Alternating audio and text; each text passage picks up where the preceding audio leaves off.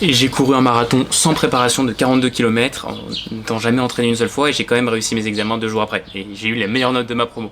Donc voici ce que cette expérience m'a appris sur la performance. Avant de commencer, je vais être clair sur un truc. Je te dis pas de faire pareil. Genre un marathon sans préparation, c'est pas une décision intelligente. Physiquement parlant en tout cas. Par contre, voilà ce que j'ai fait et en fait, ce que cette expérience m'a appris sur la discipline, la performance, la gestion du stress aussi. Parce que finalement, un marathon sans préparation et à 2 jours des examens, c'est exactement la même chose que genre gérer un business pendant ses études. Tu vois. Parce que c'est apprendre à performer sous pression avec les ressources que tu as à disposition en fait. Bref, tout a commencé parce que je voulais fêter les 42 000 abonnés. Donc 42 km pour les 42 000 abonnés. Voilà la médaille. Le problème c'est que je m'étais jamais entraîné spécifiquement pour un marathon. En fait, je fais de la salle 5 fois par semaine. Je fais du sport. Et courir 42 km, c'est une autre histoire. Genre, ça n'a rien à voir. Et j'avais les examens 2 jours après. Tout le monde m'a dit que c'était une très mauvaise idée. Mes parents, mes potes, tout le monde. Genre vraiment tout le monde. Et c'est exactement pour ça que je l'ai fait, en réalité. Parce que j'ai appris quelque chose que la plupart des gens ne comprendront jamais. Vraiment. Les limites qu'on se fixe sont presque toujours dans la tête. Pas dans le corps, mais jamais dans le corps. Je vais pas te mentir, les 30 premiers kilomètres, c'était gérable. Genre c'était ok. Mais genre le kilomètre 30 jusqu'au 42, j'ai compris pourquoi les coureurs ils appellent ça le mur des 30 km. Ton corps il te demande d'arrêter. Genre chaque muscle te dit d'arrêter. Ton cerveau il cherche toutes les excuses possibles pour abandonner. Et là, j'ai appliqué exactement la même méthode que j'applique pour tout le reste dans ma vie. Que ça soit les cours, le business. Je me suis concentré sur les 42 km, je me suis concentré sur le prochain kilomètre, sur le suivant, et puis le suivant, et puis celui d'après, au lieu de voir en grand. Et en fait, c'est exactement comme ça que je gère mes études, que voilà, je passe mes examens, que bref. C'est exactement comme ça en fait que je gère mon business également. Pas penser aux 10 000 € par mois, mais penser aux 10 prochains messages à envoyer. Ah, en fait, la performance, c'est pas gérer l'objectif final, en tout cas. C'est gérer la prochaine action. C'est-à-dire que je finis le marathon, je suis épuisé, mais j'ai fini.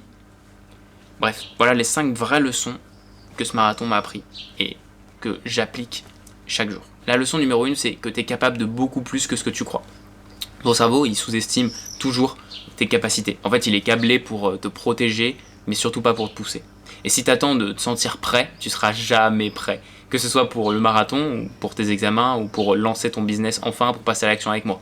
La deuxième leçon, c'est la préparation. C'est important, mais l'exécution, c'est tout. En fait, j'aurais pu préparer le marathon, mais j'avais une discipline de vie. La salle, le sport, l'alimentation, le sommeil, c'est ça qui m'a permis de tenir. Pas un plan d'entraînement spécifique.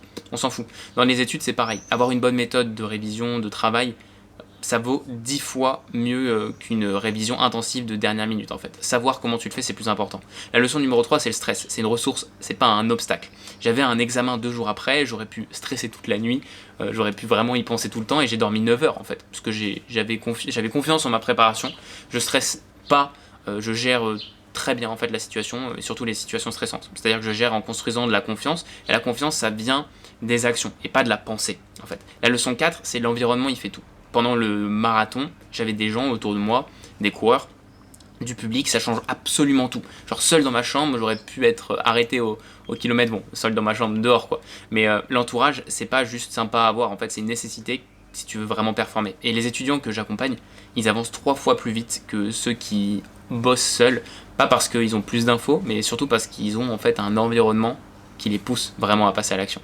La leçon numéro 5, c'est les examens 2 jours après. En fait, c'est ultra simple. Sérieusement, genre après avoir couru 42 km la veille et avant la veille, en fait, m'asseoir dans une salle d'examen, ça me semblait tellement facile. Genre le stress relatif, ça, c'est dans les deux sens, tu vois. Quand tu t'exposes à des défis plus grands que des défis habituels, ils semblent tout petits en fait. C'est pour ça que je voyage, c'est pour ça que je lance des défis physiques chauds, tu vois. C'est pour que tout me semble ultra gérable à côté. Genre les études pour moi c'est rien. Maintenant, pourquoi je te parle de tout ça en fait? Parce que la plupart des étudiants, ils attendent le bon moment pour agir. Ils attendent d'avoir le temps pour lancer leur projet, leur business.